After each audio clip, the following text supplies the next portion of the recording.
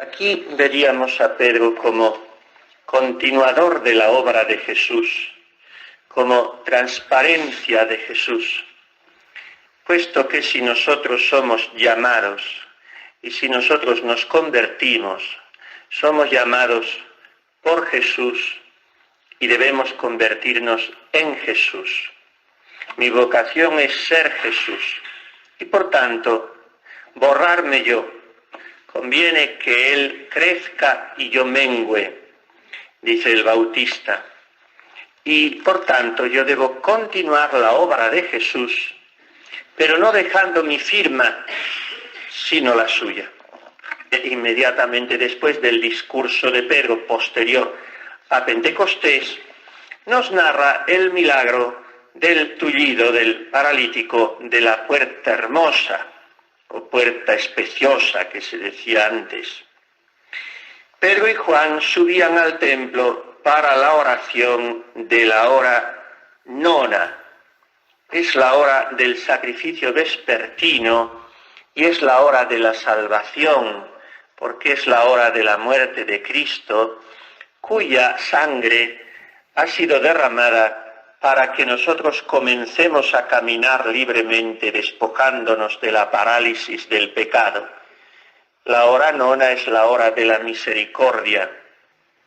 Y había un hombre tullido desde su nacimiento, al que llevaban y ponían todos los días junto a la puerta del templo, llamada Hermosa, para que pidiera limosna a los que entraban en el templo. Pedro va como cabeza que es de la Iglesia, cabeza visible y cabeza del Colegio Apostólico, va a ser ahora la sombra de Jesús, va a reflejar la hermosura de Jesús y va a mostrar que Jesús es la puerta, el que entra por él se salva y encuentra pastos, como dijo nuestro divino Redentor presentándose a sí mismo como buen pastor. Pero no dijo yo soy el buen pastor. En el Evangelio de Juan lo que él dice en griego es el pastor kalos. Yo soy el pastor hermoso. Y por lo tanto, si Jesús es el pastor bello, el pastor hermoso, en el sentido de abarcar todas las buenas cualidades que puede tener una cosa. Y en este sentido lo usa Jesús. Yo soy el pastor hermoso, pero lo usa también en el sentido sálmico. Tú eres el más bello de los hombres, porque en él está compendiada toda la virtud, toda la santidad. Como decíamos el otro día, los trascendentales. Verum unum bonum et pulcrum convertuntur. Confluyen las cualidades del ser, porque están juntas cuando hay perfección en el ser, está junta la unidad con la verdad, con la bondad y con la belleza. Por lo tanto, Jesús es el pastor hermoso porque es el único pastor, porque es el buen pastor y porque es el verdadero pastor. En este sentido es hermoso. Y por eso es también la puerta hermosa, porque es la única puerta. La puerta verdadera, todas las demás conducen a la mentira, y porque es la puerta buena por donde emprendemos el buen camino, solo que tantas veces nos cuesta trabajo a nuestra sensibilidad descubrir esa hermosura porque estrecha es la puerta, y a nosotros nos gustan las puertas anchas, las puertas aparatosas, las puertas solemnes. La puerta de Jesús es tan estrecha como la llaga de su corazón. Hay que hacerse pequeño. Y recordábamos a este propósito aquellos versos de Unamuno. Agranda la puerta, Padre, porque no puedo pasar. La hiciste para los niños, yo he crecido a mi pesar. Si no me agrandas la puerta, achícame por piedad. Vuélveme a la edad aquella en que viviré soñar. En verdad os digo, si no cambiáis y os hacéis como niños, no entraréis, no cabréis por la puerta. Así como la puerta de la Basílica de Belén tiene poco más de 1 metro, acaso no roza ni el metro. Dice que para evitar las invasiones de los sarracenos que entraban a caballo profanando las iglesias en tiempos de las cruzadas. Pero después se busca un motivo espiritual. Hay que abajarse, hay que despojarse del propio rango que no existe en realidad, hay que empequeñecerse para entrar en el misterio de la encarnación, que empieza visiblemente en Belén y que después se prolonga hasta la pasión. Por tanto, Jesús es esa puerta hermosa. Y junto a la puerta hermosa, o en la puerta hermosa, a la hora de la misericordia, a la hora de la donación de Jesús, más hermoso que nunca, vestido en la cruz con el color púrpura de sumo y eterno sacerdote, a esa hora Pedro se manifestará como la sombra de Jesús. En esta puerta del templo, que era por la que más afluía la gente al templo, aquel hombre pedía limosna a los que entraban en el templo. Y al ver a Pedro y a Juan que iban a entrar en el templo, les pidió una limosna. ¿Cuántos misterios hay en la Sagrada Escritura? Hay la misma expresión que se repite casi en el mismo renglón. El hombre pedía limosna a los que entraban en el templo material.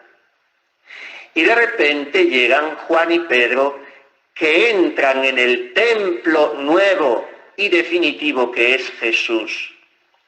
Es la contraposición de los templos, una idea tan querida a Lucas. Por eso Jesús tiene el discurso sobre el templo al inicio de su pasión en el Evangelio de Lucas. Lo antiguo ha pasado, lo nuevo ha comenzado. Mirad este templo, no quedará piedra sobre piedra. El templo material se redimensiona y se redefine en el templo que es el cuerpo, la persona de Jesús resucitado. Y Pedro y Juan van a entrar en el templo, dice Lucas. O sea, van a entrar en el misterio de Cristo para obrar el milagro que desde Cristo, o mejor dicho, para que Cristo obre el milagro a través de ellos. Queridas hermanas, tenemos que trabajar no tanto en cooperar. A veces usamos un lenguaje, está bien porque tenemos que entendernos de alguna manera, pero un lenguaje un poco subjetivista, un poco voluntarista. No correspondo a la gracia, no colaboro con la gracia, no soy dócil, sí, está muy bien, yo no digo que no, pero no nos preocupemos tanto de cooperar desde nuestra voluntad a la gracia. Bastaría que nuestra preocupación fuese no estorbar a la gracia, más bien una actitud pasiva en el mejor sentido del concepto que activa, porque al fin, por mucho que correspondamos a la gracia, ¿qué correspondemos? Vamos a dejar a Dios ser Dios en nuestra vida, a pasar por medio de nuestras manos, de nuestras obras, y a nosotros no estorbarle. Esto es lo que hacen aquí Juan y Pedro. Les pidió una limosna el mendigo, el tullido, y aquí hay otra contraposición material y espiritual.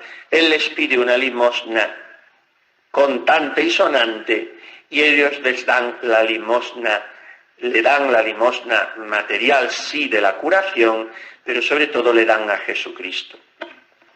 Él les miró con fijeza esperando recibir algo de ellos.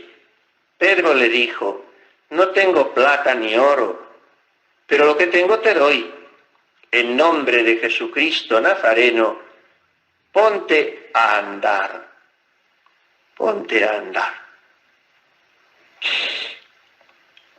Es inevitable no evocar las palabras de Jesús, también citadas por Lucas en su Evangelio: levántate y anda, en sus milagros. Y tomándole de la mano derecha, le levantó. Gesto también de Jesús en sus milagros, resucitando a muertos, curando. Toma de la mano, me has tomado de la mano, me conduces a un destino glorioso, me guías del ronzal, soy como un borriquito ante ti. Esas expresiones que decimos en los salmos. Me llevas de la mano derecha y me guías a un destino glorioso. Tomándole de la mano derecha, siempre la excelencia de la derecha, le levantó. Al instante cobraron fuerza sus pies y tobillos y de un salto se puso en pie y andaba. Entró con ellos en el templo, andando, saltando y alabando a Dios. Entró con ellos en Jesús, en ese Jesús que le había curado y al cual él no conocía, a pesar de llevar media vida en la puerta hermosa del templo, pero no había entrado por la puerta hermosa del misterio de Cristo.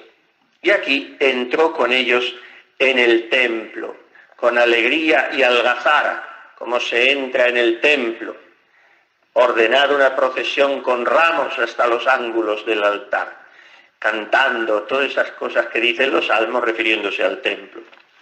Todo el pueblo le vio cómo andaba y alababa a Dios y cayeron en cuenta de que aquel era el que se sentaba a pedir limosna junto a la puerta hermosa del templo y se quedaron llenos de estupor y asombro por lo que había sucedido. Y ahora continúa ese bonito discurso de Pedro. Como él no soltaba a Pedro y a Juan, todo el pueblo, presa de estupor, corrió donde ellos al pórtico llamado de Salomón. Y Pedro, al ver esto, se dirigió al pueblo. Es muy fácil y muy recurrente que nos quedemos en las mediaciones humanas, que nuestra sensibilidad se prenda más de la cuenta en aquellos que nos han ayudado espiritualmente. El tullido no soltaba a Pedro y a Juan. Hay que soltar incluso a Pedro y a Juan. Fíjense que dos santazos, los primeros de los apóstoles, los más amigos de Jesús. Pues a veces decimos, pero ¿por qué no? Si me ayudas, si es una persona tan santa, acabas soltando todo. Entra por la puerta hermosa de Jesús, porque de lo contrario te quedarás siempre en las jambas de la puerta para volver a ver pasar a aquel que te recuerda a Jesús, pero que no es Jesús. Suéltate. Deja la sensibilidad en último lugar, deja la afectividad, aunque sangre un poco. Y tenemos dos milagros seguidos de Pedro. Dos milagros seguidos. La curación de un paralítico en Lida y la resurrección de una mujer en Jope o Jaffa. 9:32 hasta el 43. Pedro, que andaba recorriendo todos los lugares, bajó también a visitar a los santos que habitaban en Lida. Encontró allí un hombre llamado Eneas, tendido en una camilla desde hacía 8 años, pues estaba paralítico. Pedro le dijo, Eneas, Jesucristo te cura, levántate y arregla tu lecho. Y al instante se levantó. Todos los habitantes de Lida y Sarón le vieron y se convirtieron al Señor. Miren, en Pedro no hay nunca algo que huela ni de lejos a autorreferencia, a efecto boomerang. Yo lanzo este milagro, hago esta obra buena, lo refiero a Jesús, pero que vuelva a mí, que me beneficie a mí. No, Pedro siempre señala exclusivamente a Jesús, no a él. Y entonces aquí la iniciativa no parte del necesitado, del pobrecito paralítico, sino que parte del mismo Pedro. Y toma la iniciativa y le dice, Eneas, Jesucristo te cura.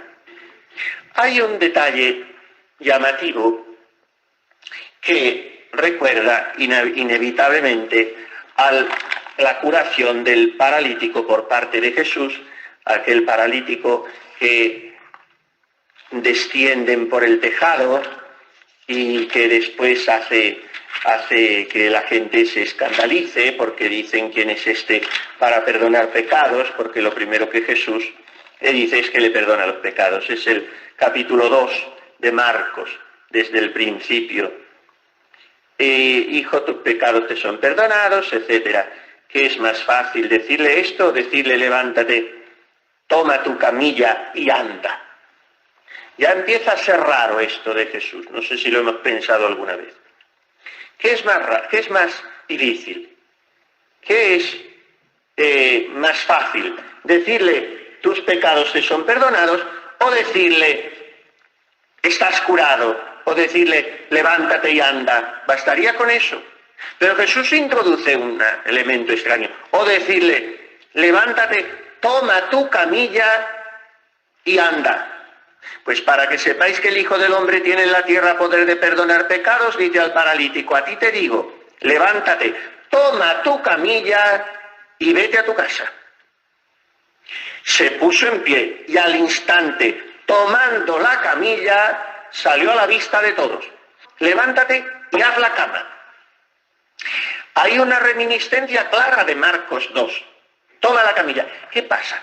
Que cuando Jesús nos cura, y en este caso es Jesús el que está curando al paralítico de Lida, quiere que no nos olvidemos de nuestra camilla, que no nos olvidemos de nuestras parálisis de las que hemos sido curados, que no echemos en olvido que llevábamos 8 años, o media vida o toda entera, sin dejar que Jesús nos curara. No para que eso sea en nosotros una losa inquietante, angustiosa, fuente de escrúpulos, no, sino para que sea precisamente ocasión de gratitud a aquel que nos liberó de nuestra camilla.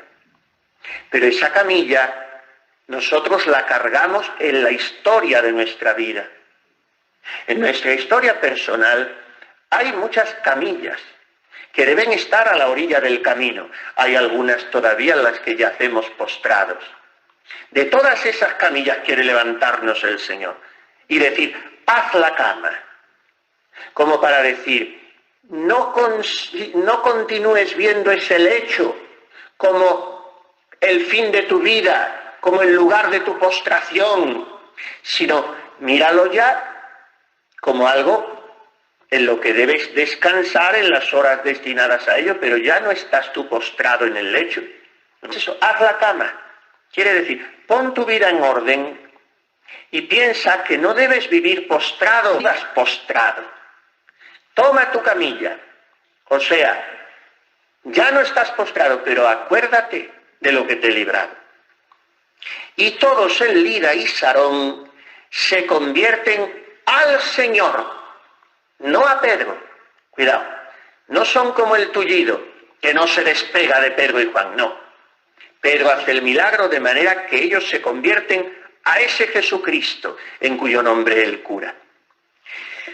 A continuación, el versículo 36 dice, había en Jope una discípula llamada Tabita, que quiere decir Dorcas o Gacela. Era rica en buenas obras y en limosnas que hacía. Por aquellos días se enfermó y murió. La lavaron y la pusieron en la estancia superior. Evocación de cenáculo y de Espíritu Santo, la estancia superior. Lida está cerca de Jope y los discípulos están a un buen paseo, No me acuerdo ahora si son unos 20 y tantos, quiero recordar, hablo de memoria, 20 y tantos kilómetros. Pero en fin, está cerca de Jope. Aquella gente, como no había coches ni motos ni nada, estaban muy hechos a andar y andaban como el que lava. Y los discípulos, al enterarse que Pedro estaba allí, enviaron 2 hombres con este ruego, no tardes en venir a nosotros. Pedro partió inmediatamente con ellos. Así que llegó, le hicieron subir a la estancia superior, otra vez, en poquísimos versículos, otra vez, porque evoca la presencia del Espíritu Santo, que vino a Pedro en la estancia superior, en el cenáculo, así como evoca también la Eucaristía. Y se le presentaron todas las viudas llorando y mostrando las túnicas y los mantos que Gacela hacía mientras estuvo con ellas. Pedro hizo salir a todos fuera. Se puso de rodillas y oró. Después se volvió al cadáver y dijo: Tabita, levántate. Ella abrió sus ojos y al ver a Pedro se incorporó. Pedro le dio la mano y la levantó. Llamó a los santos y a las viudas y se la presentó viva. Esto se supo por toda Jaffa y muchos creyeron en el Señor. Es inevitable también aquí encontrar un claro paralelo con Marcos 5, la resurrección de la hija de Jairo. Marcos 5, 21 y luego 35. También van hasta Jesús, le llevan el recado: no tardes en venir, de parte del archisinagogo. Y entonces cuando él llega, cuando va a llegar, en el versículo 35, llegan unos diciendo: tu hija ha muerto, ¿a qué molestar ya al maestro? Jesús, que oyó lo que habían dicho, dice al jefe de la sinagoga: no temas, solamente ten fe. Y no permitió que nadie fuera con él a no ser Pedro, Santiago y Juan. Llegan a casa del archisinagogo, observa el alboroto, unos que lloraban y otros que daban grandes alaridos, como aquí. Lo mismo que con Jesús. Y entonces él le dice: la niña no está muerta, está dormida, y se burlaban de él. Pero él, después de echar fuera a todos, toma consigo al padre de la niña, a la madre y a los suyos, entra donde está la niña, y tomando la mano de la niña le dice: Talita cum, que quiere decir: muchacha, a ti te digo, levántate. La muchacha se levantó al instante. Miren, son los mismos elementos. Pedro echa a todos fuera, como Jesús, y Jesús dice: Talita cum, y Pedro dice: Tabita cum. Talita es muchacha, Tabita es Gacela, que es el sobrenombre que le tenían. Cum es levántate. Pedro se arrodilló y oró. Esto Jesús no lo había hecho nunca, no tenía que hacerlo, porque él era el mismo poder que curaba. Por lo tanto, Pedro hace su ministerio al servicio de Cristo. Pedro, como Cristo, toma la mano de la muchacha. Pedro, como Cristo, vuelve a la muchacha a la vida. Nosotros hemos de continuar la obra de Jesús. Haréis mis obras y aún mayores, anunció él. Cuanto pidáis al Padre en mi nombre os lo concederá. Pidamos a Jesús que Él quiera continuar su obra y yo le deje a través de mis pobres fuerzas. Señor, tú sabes que te amo y te amo para continuar tu obra con tus mismos sentimientos, compasión, celo y amor. María Inmaculada nos lo alcance de su Hijo Jesús.